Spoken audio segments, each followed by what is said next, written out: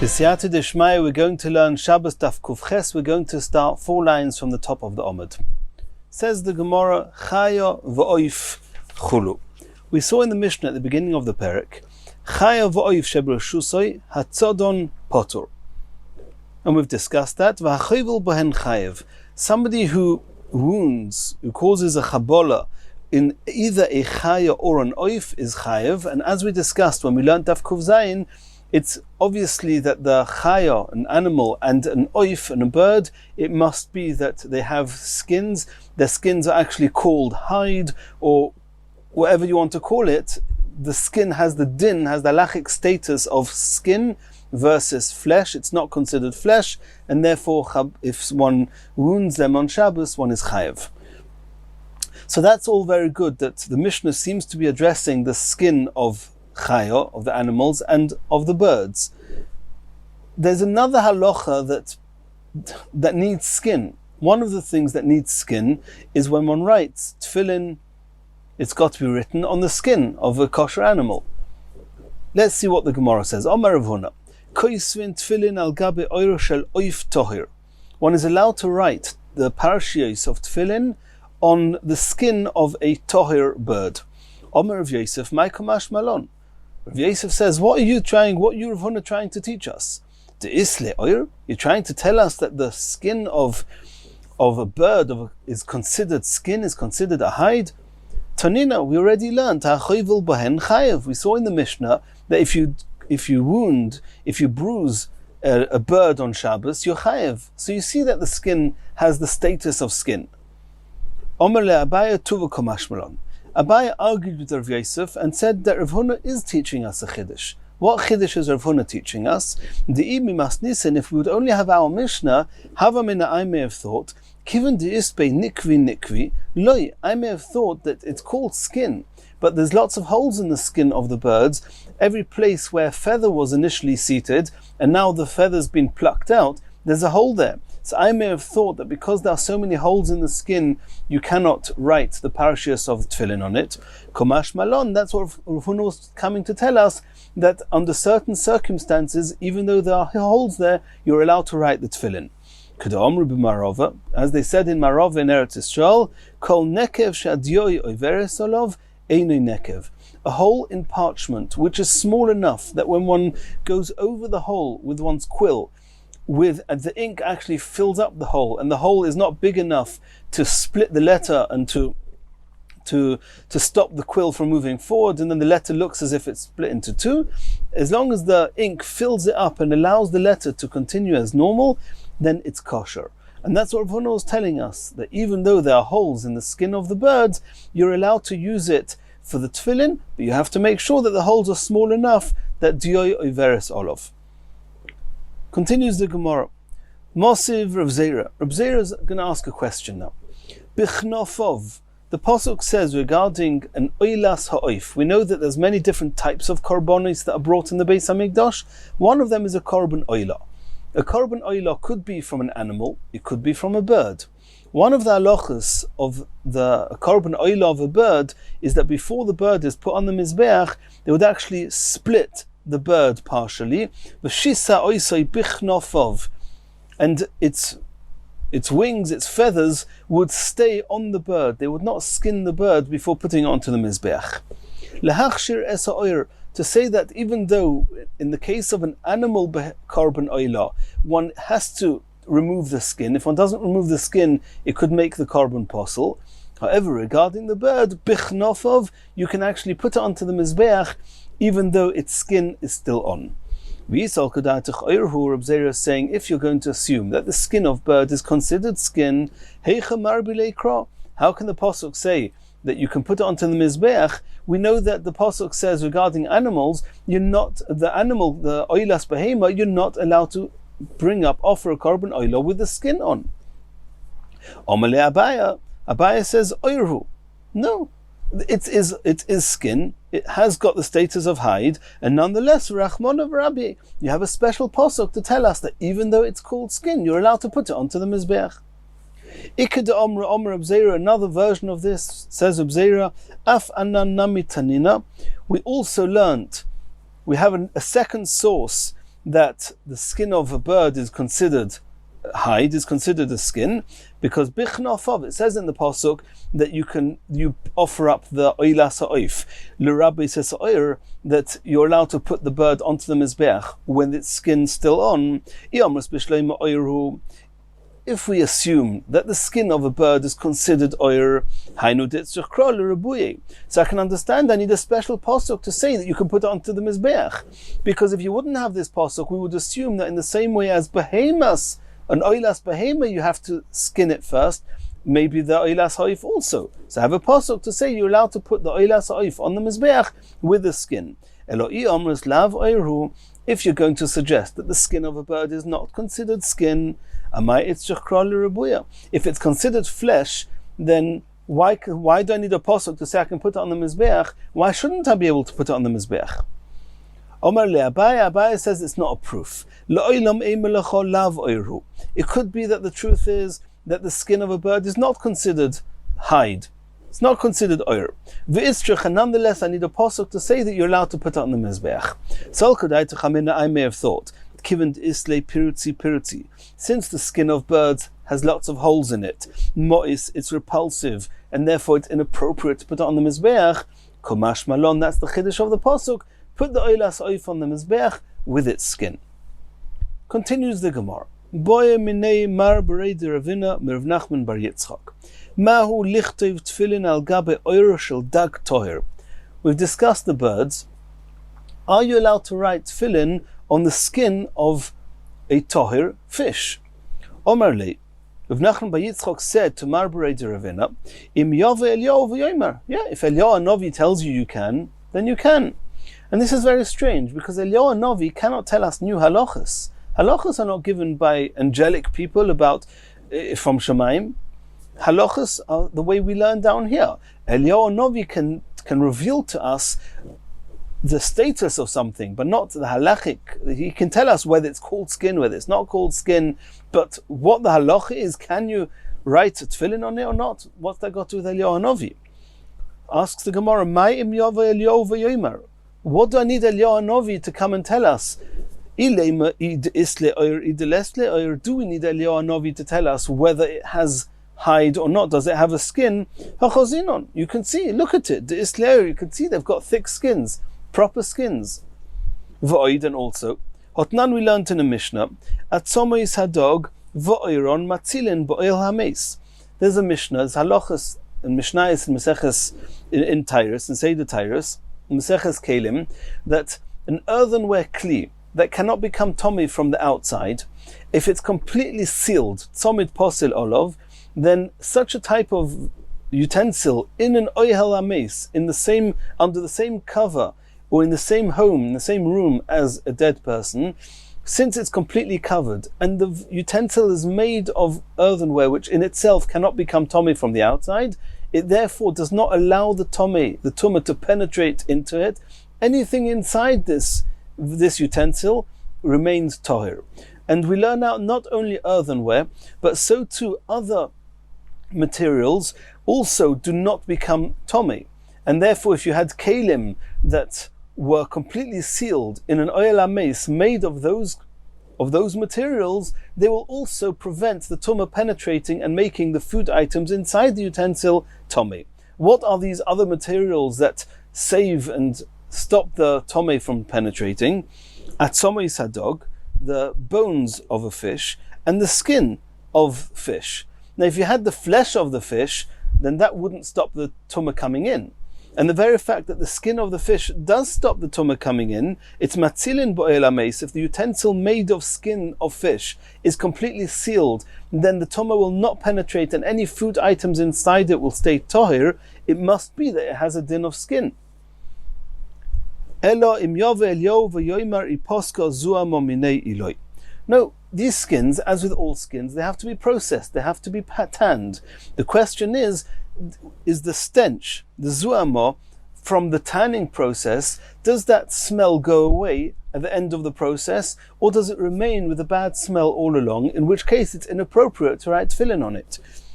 So we need Eliyahu Novi to tell us, Poska zuamo minei, iloi poska zuan momine, and that we cannot determine. And the Mefarshim ask, why not? Why can't we just smell it? We'll see. But either way, that's how Rabbeinu Hananel explains. We need Eliyahu Novi to tell us whether the smell after the processing of the skin is completely clean or if it's still foul. Continues the Gemara. Shmuel v'Karna have a Yosva agudo de Nahar Malka. Shmuel and Karna were sitting on the banks of the royal river. Chozinhu lemayo de kodolu v'achiri. It was a calm day. There were no winds. There was no reason there should be waves. And they suddenly realized that the water was kodolu. It was rising up v'achiri, and it was not clear. It wasn't transparent. The water was muddy. Omale Shmuel leKarna. Shmuel commented to Karna, Gavra Rabba Ka'osi Mimarova. The sea here that we're looking at, this river, which connects or joins Eretz Yisrael to wherever they were, he says it must be there's a great person that's coming from Eretz Yisrael, v'chayesh b'me'er, and he's suffering with his stomach, v'kadolu maya lakbule ape kame, and the water was coming up in order to honor him. How was it doing that? Probably he was needing to relieve himself. He had trouble with his stomach, and he was relieving himself, and in order that people shouldn't see him, people on the riverbanks should not see what's going on there, the water especially raising up to hide him, to protect him. Or it could be the water was there in order to help him clean himself after he removed his bowels. Either way, Shmuel commented to Karna, it seems that there's a very great person who's traveling here, coming from Eretz Yisrael. Zil tohi le akankane. As they say, go and smell him out, go and sniff him out. In the same way as you smell a bottle of wine to determine whether the content is still wine or whether it's become vinegar, he says, he told Karna, go and smell this bottle, this kankan. You'll meet this choshra person. It will soon become clear it was actually Rav. He says, go and meet him and, so to speak, test him out. Test to see what he's worth. Ozal, so Karna went, Ashkechei Rav. He was Rav on the boat. Omarle, so Karna said to Rav, Menayin she'ein koisvin tfilin elo al gabe or behema tahira. How do you know that you're only allowed to write the parashas of tfilin on the skin, on the hide, on the parchment made from hide, from a tahir behema? Omarle, so Rav answered him, it says in the pasuk, Leman tieh toiras Hashem beficha, so that Hashem's Torah should be in your mouth. What does that mean? Where's Hashem's Torah in your mouth? Min hamutar beficha. Write Hashem's Torah on skin of an animal that would have been mutter for you to eat, a tahir animal. Karna asked Rav another question. Minayin ledom shehu odim. How do you know what's a source that blood has to be red? And there are halachic ramifications to this in Masechas Nida. So he answered him, Shenemar, as it says in the pasuk, Vayiru moyov mineged, moyov saw es hamayim adumim kadom, that the waters were red like blood. So you see that that blood is red. Another question Karna asked Rav, Minayin lemilo sheba'osei mokim. What's the source that the mitzvah of Mila is done in that place, on the male organ? So he answered him, Nemar kan orlo soy. The pasuk regarding Mila, it says, Va'oril zochor asher lo yimoy lespasar orlo soy. Talking about his orla. V'nemar la'alon, and later on in the parasha of Orla, which is a new tree, the fruits, the first 3 years of a fruit tree, you're not allowed to eat them. Orla actually means to be blocked. And so he says there's a blockage on the first 2 years of these trees, you're not allowed to eat them. And the pasuk says, V'chisavoyu el ha'oretz u'natatem kol eitz machol v'araltem orlo soy es piryo sholosh shonim yeh lochem arelim lo yochel. So the pasuk regarding orla also says orla soy, uses the same term.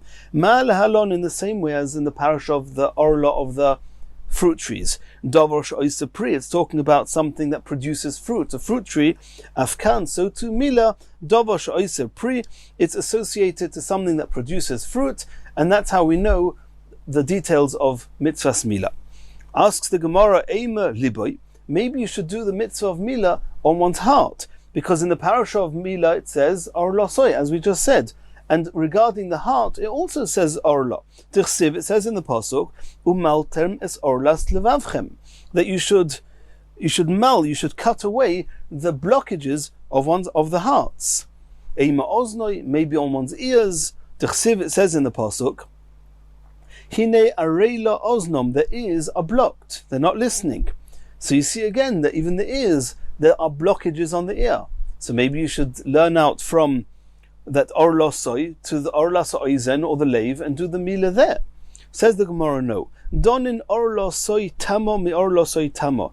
The word orlosoi is his orla, his blockage, is a full expression. In the word itself, it tells us whose orla, what orla. We're talking about his orla. So we learn out the two words orlosoi, orlosoi. Ve'ein donin orlosoi tamo, but we do not learn the word orlosoi, which is a full expression used regarding Tamila, me orlos she'enoi tamo, from places where the word oral is used, but without a full expression. For example, the two cases that were brought, umaltem es orlas levavchem. So it's true that the pasuk says levavchem, that the blockage is talking about the blockage of the heart.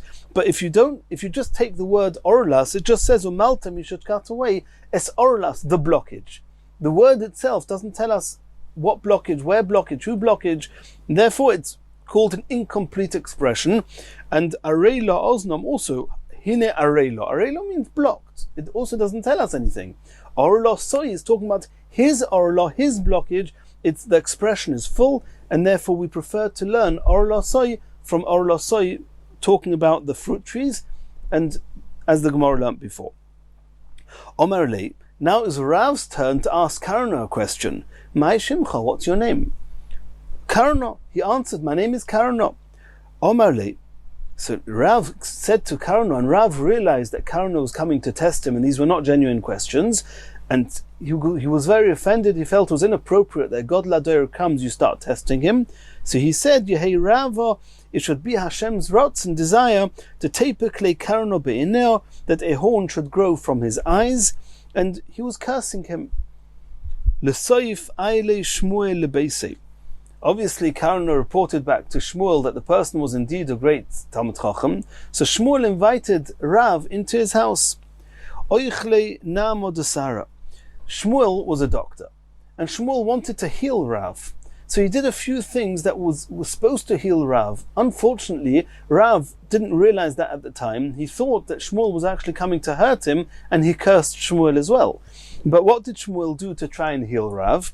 He gave him barley bread to eat, v'kasa de harsana, and fish that was fried in fish fat and flour, v'ashke shichra, and he gave him to drink beer, and he intentionally did not show him where the place was that he could pass water if he would need to pass, if he would have to relieve himself. Either the Beis HaKisei to pass water or to pass the bowels, and he wanted Shmuel understood, being a doctor, that if the ingredients that he gave him to eat would remain in his body, then they would get dissolved and it would heal, it would cure Rav. But Rav, who thought that Shmuel was trying to hurt him, lied to Rav. So Rav cursed V'omar and said, Man de mitzaron, the one that caused me pain, loy loik milei boni, should not have sons. V'chein hava, and so it was. Shmuel only merited daughters, he did not merit sons. Says the Gemara Ketanoi, the discussion we just had, from where do we know that mitzvahs bris milah is done ba'oisei mokim, is actually a discussion in the Gemara, in the Brisa. Minayin lemilo sheba'oisei mokim, what's the source that mitzvah of milah is done on that place? Nemar kan orlosoi, it says in the parasha of milah orlosoi. V'nemar la'alon orlosoi, and later referring to the fresh fruit trees, where there's a blockage, where there's an issa, prohibition to eat the fruits, it also says orlosoi. Ma la'alon dovosh oise pri, afkan dovosh oise pri, divi Rabbi Yeshaya. Rabbi Yeshaya says exactly what we saw before. Reb Nosson Omer, Reb Nosson says no, it's a different source. Einei tzarich, I don't need that gzera shava. Harehu Omer, the pasuk says in the parasha of Milah, it says va'orel zochor asher lo yimel. Why doesn't it just say va'orel asher lo yimel? An oral, somebody who's got this blockage called orla, and who doesn't do milah, etc. Asher lo yimel es besar losei. Why does it have to say the male oral? Says the Gemara, mokim shenikar ben zachrus lenakvus, because the mitzvah of milah is done on the very organ, on the place where one can recognize the difference between a male and a female, and that's oisei mokim. That's how we know where the mitzvah bris milah is done. Ton Rabbanon, says the Gemara, koisvin tefillin al gabe oir behema tahira. One is allowed to write the parashas of tefillin on the hide, on the parchment made of skins of tahir behemois. Val gabe oir chaya tahira, and also on chayos tahiros. The chayos and behemois are just different types of animals. Val gabe oir nevelos utreifos shelahen. A regular behemah tahira, chaya tahira, you shech them, you're even allowed to eat them. What happens if they die on their own? It's called an avela. What happens if they were shechted? You did do shchita, but there was a blemish, there was something wrong with them, and this is a perik in chulin, elu treifos, where there are 18 different types of treifos, where if we find them in an animal, it renders them treif. You're not allowed to eat them. But nonetheless, you're allowed to write on their skins the parashas of tefillin, even though you're not allowed to eat them because they either died without shchita or they had a treifa. But since it's the type of animal which you would have been allowed to eat, if it would have been shechted and it wouldn't be treifa, you're allowed to write the parashas of tefillin on them. There's a halacha that each parasha of the tefillin, where before it was put into its compartment, it was wrapped round with a hair. So nichra chois besaron, one's allowed to use the hair of these behemois tahiros and chayos tahiros, even if they are nevela or treifa, in order to tie the parashas before putting them in the batim. V'nitforos begidin, and the tefillin, the boxes, are sewn together using sinews. One's allowed to sew the batim with the sinews of chaya tahira, behema tahira, even if they are nevela or treifa. V'halocha l'Moshe Sinai shatfillin nichrochos b'sayron v'nitforos begidin. It's halocha l'Moshe Sinai that one is allowed to wrap round the parashas with the hairs of these animals, even though they're nevelas or treifos, and sew the batim with the gidin of these animals. And the Mefarshim discuss why the Bryce has to repeat why is that different to the halacha of writing the parashas of tefillin? It's something discussed in the Mefarshim here. Aval ein koisvin, you're not allowed to write the parashas of tefillin. Lo yal gaba oir behema tmea, you're not allowed to write it on the skin of a tomei behema. V'lo yal gaba oir chayo tmea, and that's even if they were shechted, even though shchita doesn't help any. If a tomei animal, shchita doesn't help. But even if it was shechted, so there's no issue. Let's assume that superficially it looks like there's no issue of nevela or treifa. Nonetheless, since it's a tomei behema or tomei chaya, you're not allowed to write parashas on it. Ve'ein tzarich loima, it goes without saying, al gabe oir nevela or treifa shalem, that the behemoths tmeos or the chayos tmeos, which are also nevela, which means they just died without shchita, or they were treifos, that you're not allowed to write parashas on them. Ve'ein nichrachin basaron, you're not allowed to use their hairs to tie around the parashas before putting them into the tefillin. Ve'ein nitforis begidin, the tefillin are not allowed to be sewn with the sinews of these animals. V'zu she'ela shoal baisusi echod es Yeshua hagarsi. There was a baisusi, and these were koifrim, people who did not believe in Torah Sheba'al Peh, and asked Rabbi Yeshua hagarsi. It was one of the questions that he asked him. Minayin she'ein koisvin tefillin al oir behema tmea. He asked him, what's the source that you're not allowed to write tefillin on the skin of a behema tmea?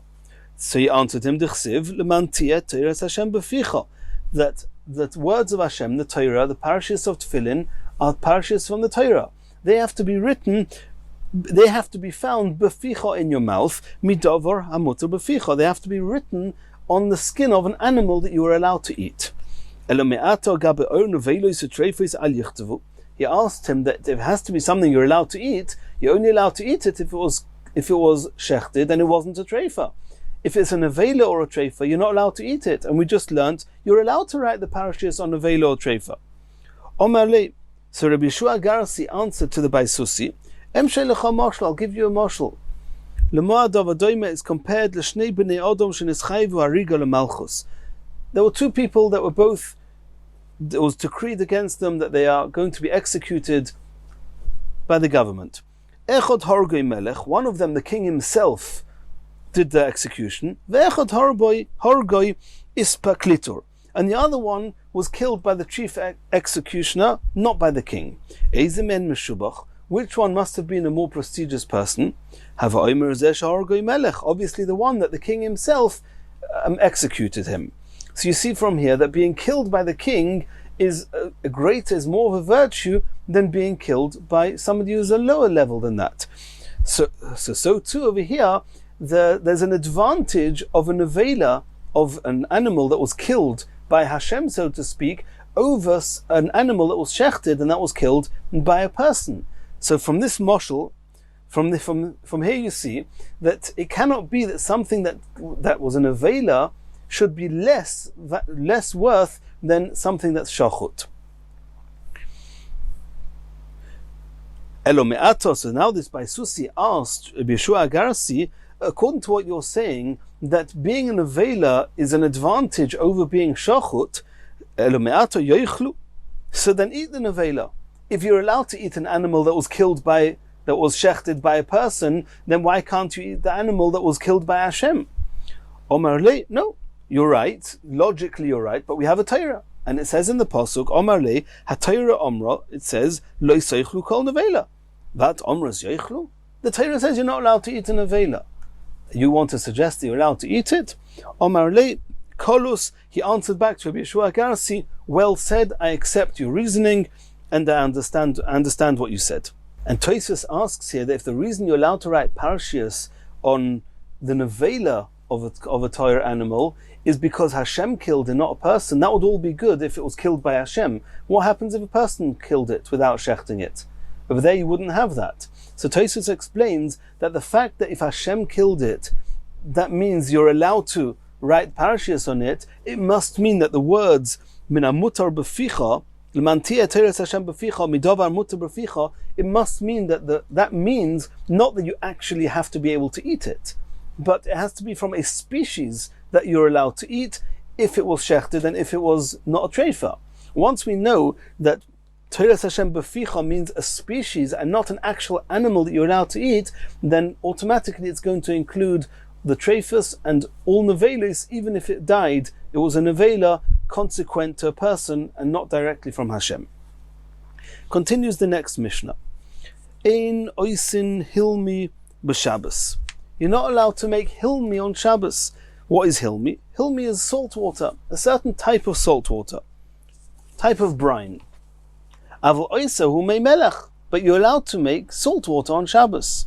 We have to soon see what's going on here. Hilmi and is salt water. V'toivel ben pitoi, and you're allowed to make salt water and you're allowed to dip bread into it on Shabbos. V'noison l'teicha tavshil, and you're allowed to put the salt water into a dish. Omer Rabbi Yosi asked, V'aloi hu hilmi bein meruba ubein muat. Hilmi is salt water, irrespective of whether it's meruba or muat, which means that Rabbi Yosi understood that hilmi is salt water. But the difference between hilmi in the Mishnah and the Tanna Kama and mei melech is hilmi is a lot of salt water, and mei melech is a little bit of salt water. Rabbi Yosi said, I don't understand. Hilmi haloi hu hilmi bein meruba ubein muat. Irrespective of whether there's a lot or whether it's little, it should all have the same halacha. Ve'elu hein mei melech hamutarin. So I disagree, says Rabbi Yosi, and I think that a little bit of salt water and a lot of salt water has the same halacha. And we'll see in the Gemara, Rabbi Yosi actually meant to be machmir, saying that even a little bit of salt water you're not allowed to make on Shabbos. Why? Because it's similar. They used to use salting as part of the tanning process, and tanning is not only tanning hides. It could, when somebody's pickling vegetables, it's also similar to ibud, to tanning. It's a process done on the food item, and they would use salt water for that. And therefore, Rabbi Yosi held you're not allowed to make salt water on Shabbos because you may use it. It will look like you're processing some foods, or you will process foods. And therefore, he holds it also even just a little bit. But ve'elu ein mei melech hamutarin, which mei melech is mutar, are you allowed to do on Shabbos? Noisein shemen lekatchila letoicha mayim or letoicha melech. If you put the salt directly into the water, you're creating a mixture that is able to process a food, to preserve a food, and that's also on Shabbos. But if you if you do something to either the water or the salt that will stop them blending well together and will take away the saltiness of the salt, then it's okay. Because then it's not the type of salt water that you would use to process and preserve. How do you do that? Either you put the oil into the water first before you put the salt into the water, or you put the oil into the salt before putting the salt in the water. That takes away the sharpness, the saltiness of the salt. It prevents the water from blending well with the salt, and that's mutar on Shabbos. Says the Gemara, Mai ka'omar. What does it mean? What that means? Hilmi, mei melach. What is hilmi? What is mei melach? Omar Rabbi Yehuda, Omar Shmuel, hocha ka'omar. Ein oisin mei melach merubin. Hilmi means a lot of salt water. Aval oisahu mei melach meutin. According to the Tanna Kama in the Mishnah, you're allowed to make a little bit of salt water. Omar Rabbi Yosi, haloi hu hilmi bein merubin bein mu'atin. That's what Rabbi Yosi said in the Mishnah. That salt water, what's the difference if you make a lot, you make a little? Iboyeluhu. They asked the question, Rabbi Yosi le'asir or le'hatir? Was Rabbi Yosi intending to say that irrespective of how much salt water you make, it's mutar, or irrespective of how much you make, it's asa? Omar Rabbi Yehuda maintained le'hatir. He actually wanted to be matir and say that even if you make a lot of salt water, it's mutar. Mideleik tani Rabbi Yosi oiser. And he deduces this from the fact that the Mishnah doesn't say Rabbi Yosi oiser. Rabbi Yosi says it's aser. Why doesn't he say it like that? So obviously Rabbi Yosi is coming to say that it's all mutar. Omalei Rabba, hamidik tani seifa. From the very fact that the next line in the Mishnah is, this is the salt water you are allowed to do on Shabbos. Michlal, we can deduce from there, that Rabbi Yosi was intended to say it's also to make any amount of regular salt water. It's only mutter to do it in the fashion mentioned at the end of the Mishnah. Elo Omar Rabba, says Rabba, leser. Rabbi Yosi, when Rabbi Yosi said, V'aloihu hilmi bein meruba bein mu'at, he meant to say that even a little bit is osa. V'chein Omer Rabbi Yochanan leser, Rabbi Yochanan said the same, that Rabbi Yosi was coming to be machmir. Tanina mihochi, we have a brisa to this effect, that Rabbi Yosi says it's osa. Ein oisin mei melach merubin letoich mei melach merubin loses letoich hakvoshin shebetoich gistera. You're not allowed to make a lot of salt water, the volume, the amount that was typically made, in order to put it inside the pickled vegetables. And the pickled vegetables, they would do that in a gistera, which is a part of a broken dish. It was an earthenware dish, it got broken. All you can use the remnants, the pieces, is in order to pickle vegetables in it. And you're not allowed to put a lot of mei melach into this gistera in order to help with the pickling of the vegetables. Aval oisahu mei melach mu'atin. You're allowed to make a little bit of salt water. V'oichel ben pitoi. V'noisen l'teich tafshel, in order to eat your bread with it or to put it into a dish. Omar Rabbi Yosi, here's Rabbi Yosi commenting, V'chi mipnei she'alolu merubin v'alolu mu'atin halolu asurim v'alolu mutarim. Just because there's a lot of salt water, it's osa, and there's a little bit of salt water is mutar. Yomru, people will start saying melacha meruba asura, melacha mu'etes muteres. That with any type of melacha, the people are going to say doing a lot of a melacha is also on Shabbos, but doing a little bit of a melacha will be mutar. How can you have the same activity just because it's a bit more, it's osa, and a bit less is mutar? Elo elu ve'elu asurin hein. This is explicit in the brisa. This is what we brought the brisa for. It's osa even if it's just a little bit. Ve'elu ein me'melech hamutorin. When are you allowed to? What type of salt water are you allowed to make on Shabbos? Noisin shemenu melech oy shemenu main. If you put the oil into the salt or the oil into the water, ubelvad shelo yitin mayim umelech lekatchila, and make sure you don't put the salt into the water first before any oil, because that is going to be osur. Now, since the Gemara mentioned the salt water, we're going to have now 3 quotes, all in the name of Rabbi Yehuda bar Chaviva. Rabbi Yehuda bar Chaviva, and the first one is talking about salt water. Azin tsnoin ve'esreg simon. The way to remember it is Azin tsnoin esreg. Tani Rabbi Yehuda bar Chaviva. Ein oisin mei melach azin. You're not allowed to make very strong salt water, which means a very lot of salt relative to water. Mei melach azin. What does it mean, strong salt water? Rabba Rav Yosef bar Abba de Amr Tarvayu, they both said, Kol she'abeitza tzafo behen. If there's so much salt in it that an egg would float in that salt water, that's called a very strong salt water, and you're not allowed to make this on Shabbos. V'kama, how much salt relative to water is called azin? Omar Abaya, trei tilsa milcha, v'tilsa maya. If it's 2/3 salt and 1/3 water, that's osa. Lemay of delay. What would anybody want to make this type of salt water for? Omer bavo lemoirisa, to be used as a fish brine, and they would mix it with the fish fat to preserve the fish, and it's osa on Shabbos. Continues the Gemara. Toni Rabbi Yehuda bar Chaviva. This is another quote from Rabbi Yehuda bar Chaviva. Ein moilchin tsnoin ubeitza b'Shabbos. You're not allowed to salt a radish or an egg on Shabbos. Reb Chizkiya Shmei Abaya Omar, Tznoin Oser. He holds that in the name of Abaya, indeed, radish, you're not allowed to salt a radish on Shabbos. Ubeitza muteres, but the effect, the influence that salt has on an egg is much less than what it does on a radish, and therefore it's not considered in the bracket of processing and preserving, and therefore for an egg it's mutar, but for a radish it's osa. And Rashi says, we're talking here about when you're taking a few pieces of tsnoin or beitza and you're salting them all together, and since you can only eat one at a time, those few moments between when you put the salt and you actually eat it, then the salt is processing the food item, and then the food item, because of the salt you put on it, becomes stiffened, and that's a tikkun, it's a type of preservative of the food, and it's osa. Says the Gemara, Omar of Nachman, Meresh, at first I was used to have a malachno pugla, I used to salt radishes on Shabbos.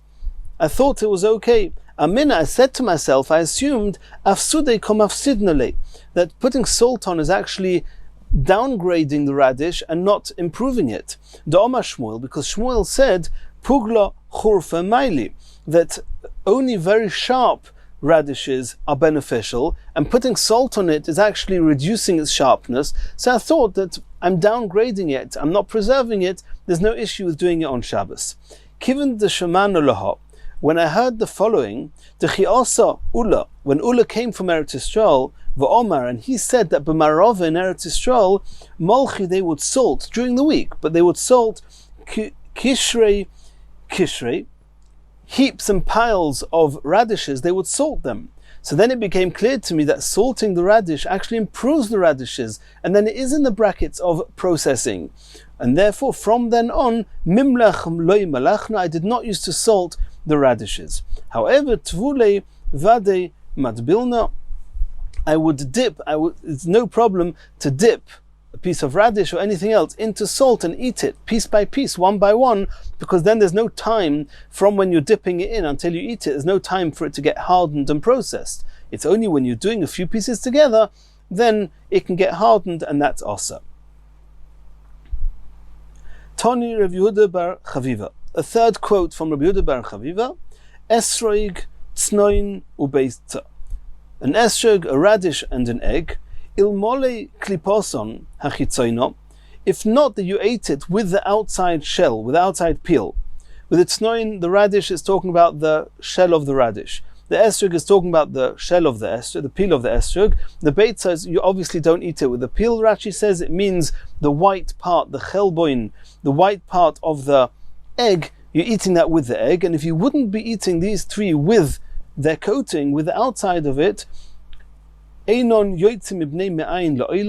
get hardened in the digestive system, and they would never leave the digestive system, and therefore it's good, and one has to eat it together with their klippah.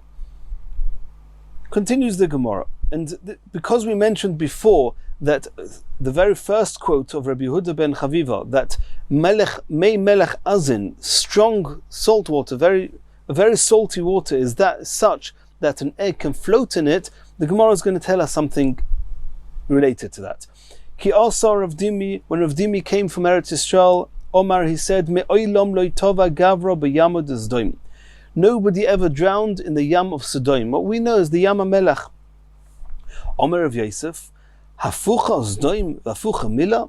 It's true that Hashem turned Sdoim upside down, but what you're saying about Sodom also seems to be upside down, because you seem to be saying that a person, Gavra Hudalai Tova, a person can't sink there, doesn't sink there, because it's so salty.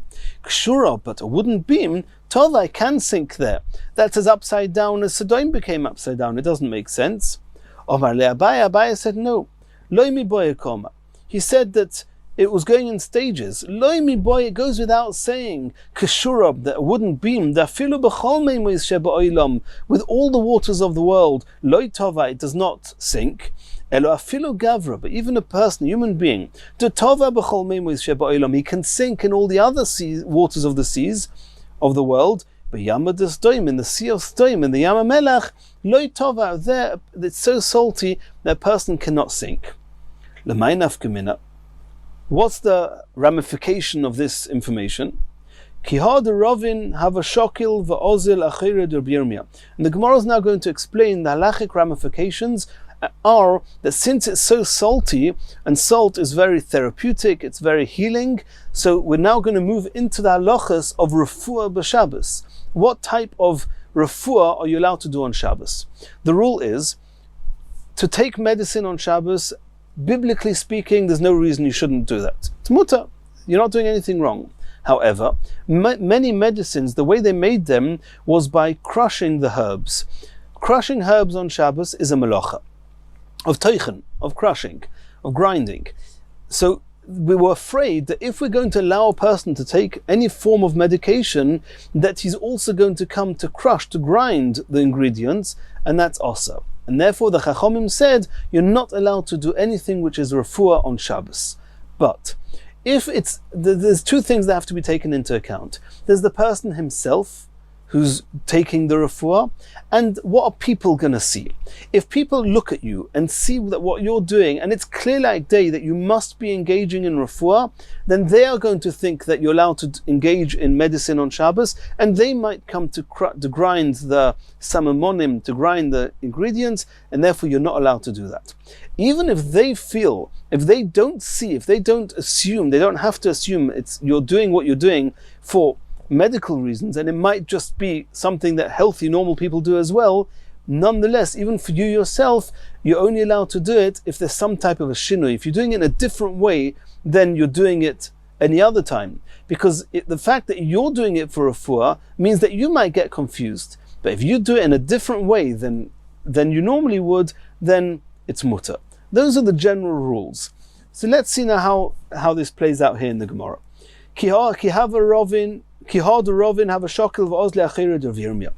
Rovin was going and he was following Rabbi Yirmiyah Aguda de Yama de Sdoim on the banks of the river of the sea of Sdoim. Omarle, so Rovin said to Rabbi Yirmiyah, Mahu lemimshi mehani maya b'Shabbos.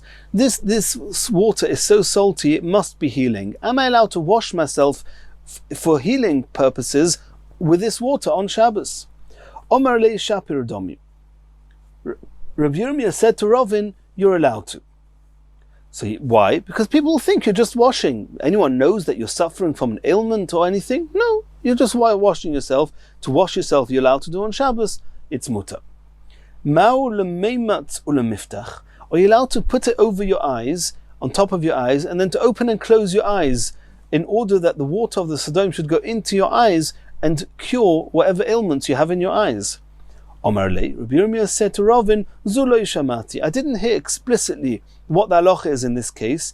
Ki eitzebo shamati. I heard something similar. The Omer Reb Zera. Reb Zera said, Zimnin omale mishmeder Rav Masna. Sometimes he said in the name of Rav Masna. Zimnin omalo mishmeder Mar Ukva. Sometimes in the name of Mar Ukva.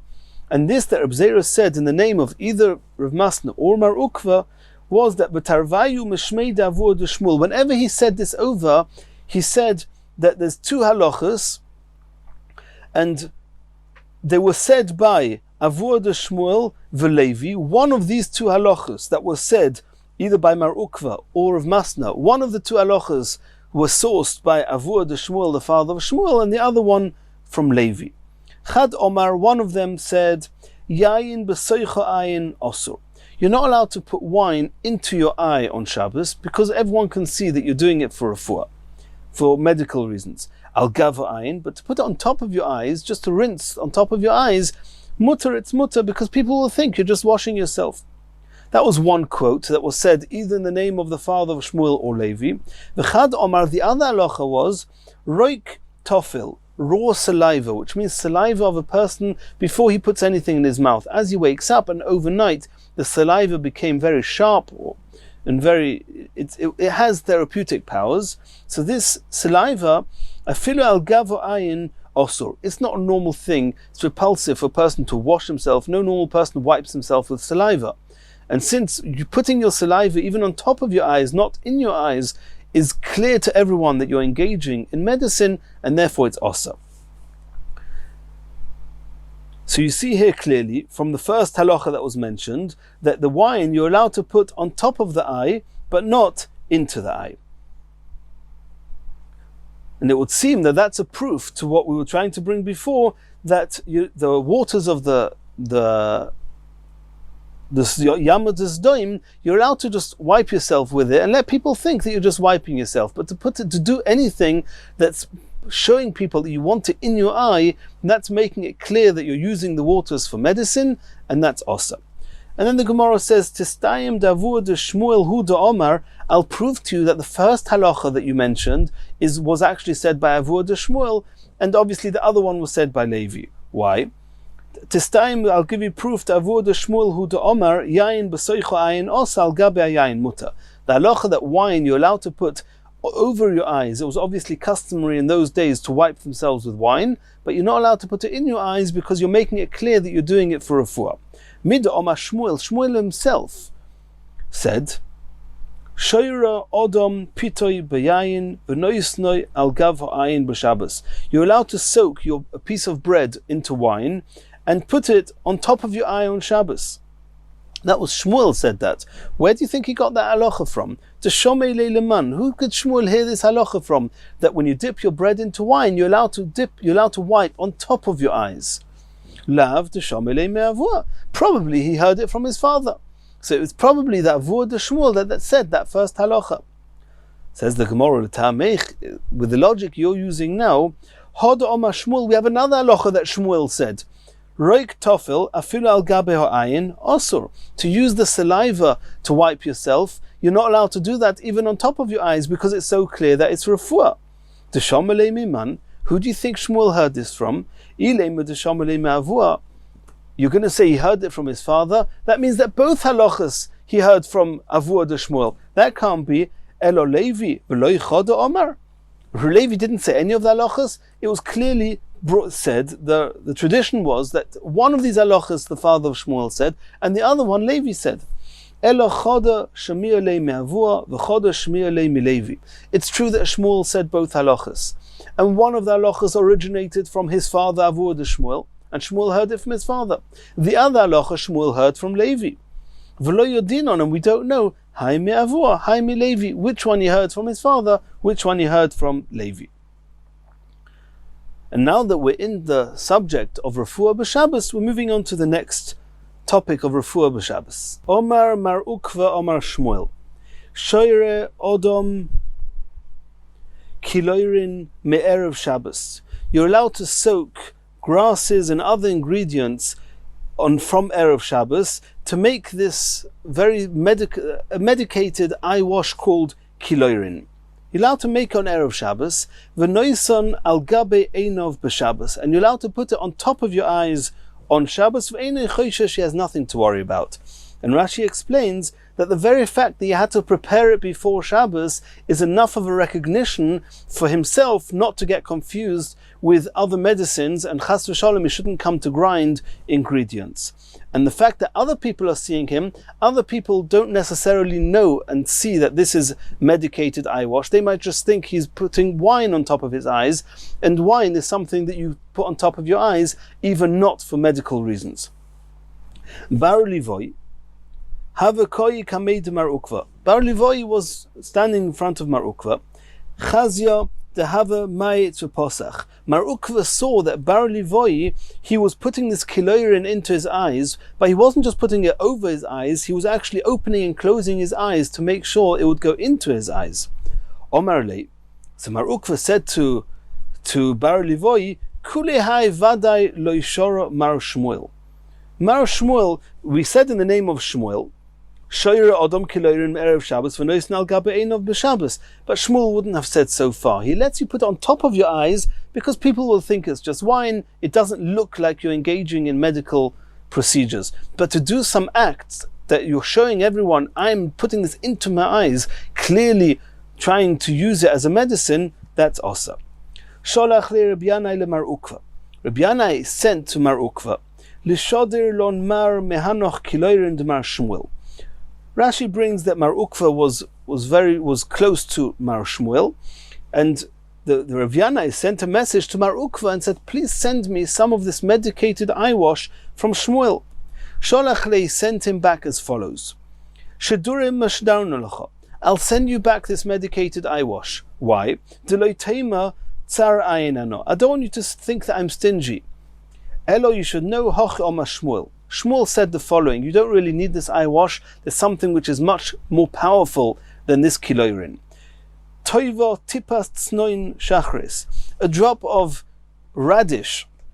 I imagine it's the water that was processed with radish. Shachris in the morning. V'rechitzas yodayim v'raglayim. And washing one's hands and feet, bechamin with hot water, arvis in the evening, which Rashi says also helps a person's eyesight. Is all that is more beneficial, mikol kiloirin sheba'olam, more beneficial than all the medicated eye wash in the world. Tanya namihachi, a brisa to this effect. Omer Rav Muna, mishum Rabbi Yehuda, toiva tipas noin shachris.